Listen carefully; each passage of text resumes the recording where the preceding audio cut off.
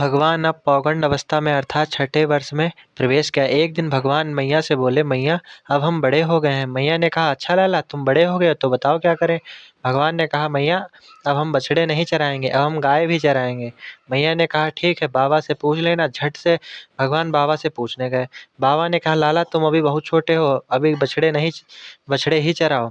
भगवान बोले, बाबा मैं तो गाय ही चराऊंगा।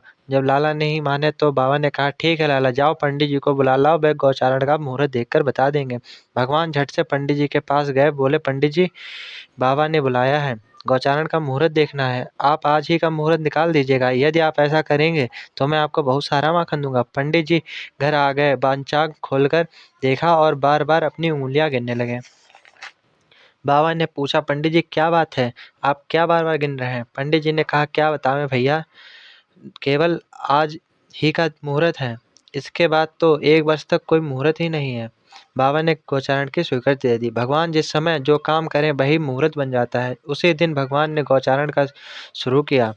वह शुभ दिन कार्तिक माह का गोपाष्टमी का दिन था। अब भगवान अपने सखाओं के साथ गौवें चराते हुए वृंदावन में जाते हैं और अपने चरणों से वृंदावन को अत्यंत पावन करते हैं। यह वन गायों के लिए हरी हरी घास से युक्त एवं रंग बिरंगे पुष्पों की खान हो रहा था। आगे आगे गैया, उनके पीछे पीछे बांसुरी बजाते हुए श्याम सुंदर, तदंतर बलराम और फिर श्री कृष्ण के यश का गान करते हुए ग्वालवाल इस प्रकार विहार करने के लिए उन्होंने उस वन में प्रवेश किया। उस वन में कहीं तो भौरे बड़ी मधुर गुंजार कर रहे थे, कहीं झुंड के झुंड हिरण चौकड़ी भर रहे थे, कहीं बड़े ही सुंदर सरोवर में थे।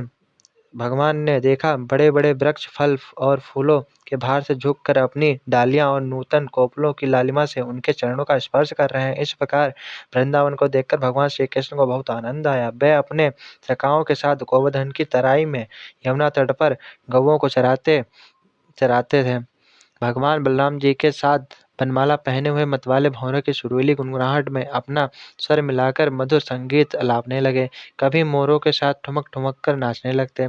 उनकी कंठ की मधुर ध्वनि सुनकर गाय और ग्वालवाल का चित्त बस में नहीं रहता। जब बलराम जी खेलते खेलते थक जाते तो किसी ग्वालवाल की गोद के तकिए पर सिर रखकर लेट जाते। तब श्री कृष्ण उनके ऊपर पंखा चलाने लगते और उनकी थकावट दूर करते। जब श्री कृष्ण थक जाते तो वह किसी ग्वालवाल के गोद में सिर रखकर लेट जाते। उस समय कोई पुण्य के मूर्तिमान स्वरूप ग्वालवाल महात्मा श्री कृष्ण के पैर दबाने लगते। दूसरे निष्पाप बालक उन्हें पत्ते या अंगोछा से पंखा झलाने लगते। स्वयं लक्ष्मी जी जिनके चरणों की सेवा में संलग्न रहती हैं, वे ही भगवान इन ग्रामीण बालकों के साथ बड़े ही प्रेम से खेला करते थे। भगवान ने योग माया से अपने ऐश्वर्य में स्वरूप के छिपा रखा था। इस प्रकार वे अनेकों लीलाएं करने लगे। इस कहानी का सार क्या है, आइए जानते हैं। गाय ही सबकी माता है। भगवान भी गाय की पूजा करते थे। सारे देवी देवता का वास गाय में होता है। जो गाय की सेवा करता है उसकी सारी इच्छाएं पूर्ण होती हैं।